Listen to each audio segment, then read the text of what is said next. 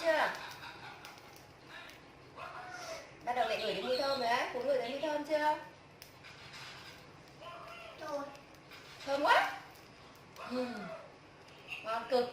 Lát nữa chấm với tương ớt nha.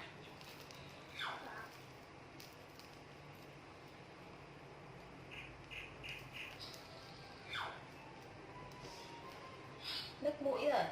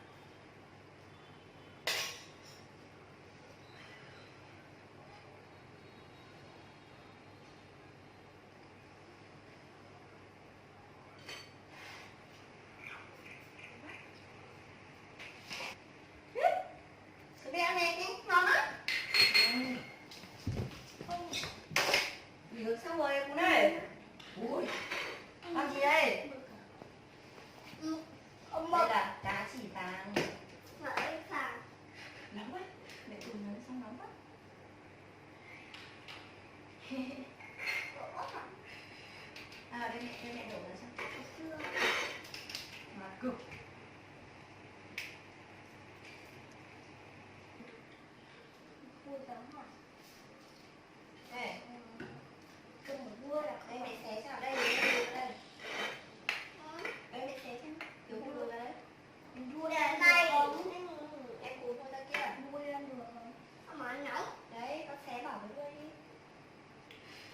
Ngon á? Ăn được hết mà con? Ăn được.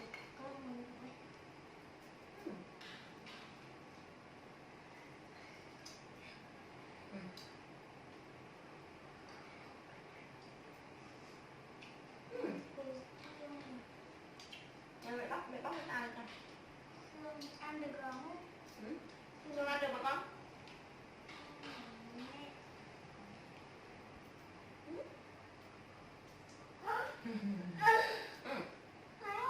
Ăn đi xong rồi mẹ tắt nước uống. Ngon cực.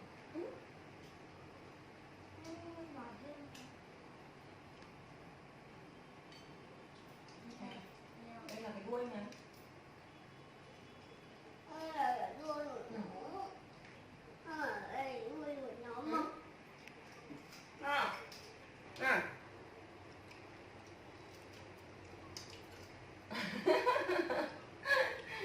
Anh cún. Anh cún có nhai được? Dai quá à?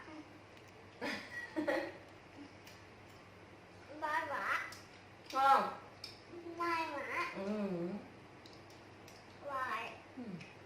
Nghe kỹ rồi nhá. Mẹ ăn được xương à? Không cảm nữa. Nhở?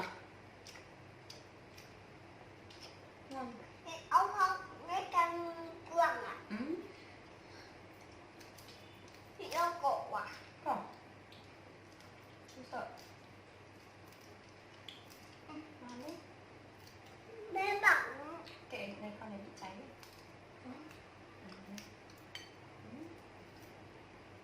Con làm sao con này bị cháy? Đấy, nhớ kỹ. Rồi à? Xương này. Con gì? Con xương này. Mực á? Cá chỉ vàng. Đây là xương.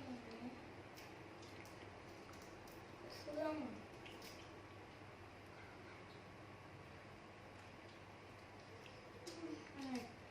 Lại.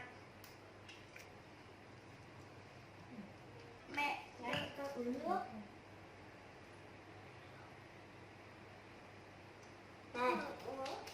Rồi, lại đó. Nước. Ăn được không?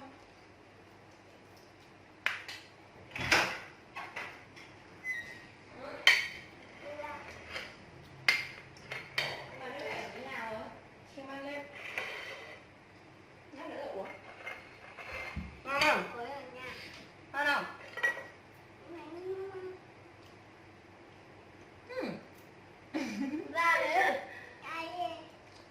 Ngon. Ngày khô. Ừ?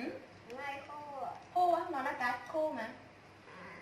Đây là có ghi làm trắng đấy. Da của nó. Đang ăn được. Ăn được không? Ăn được không? Ăn được không? Mẹ cắm vào này rồi. Cái đuôi của cái con này bị cháy rồi. Để đừng cháy nó mới kỹ, ăn mới không bị đau bụng.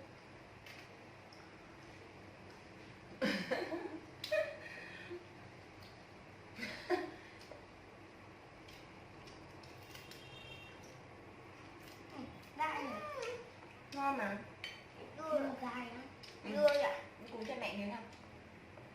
Cấm. Đúng rồi. Cậu rồi chưa? Bạn cắm một chí rồi. Đuôi rồi nó. Đuôi rồi. Đấy. Đếm có mấy con à? Sao không có mắt? Mắt đâu? Ốc.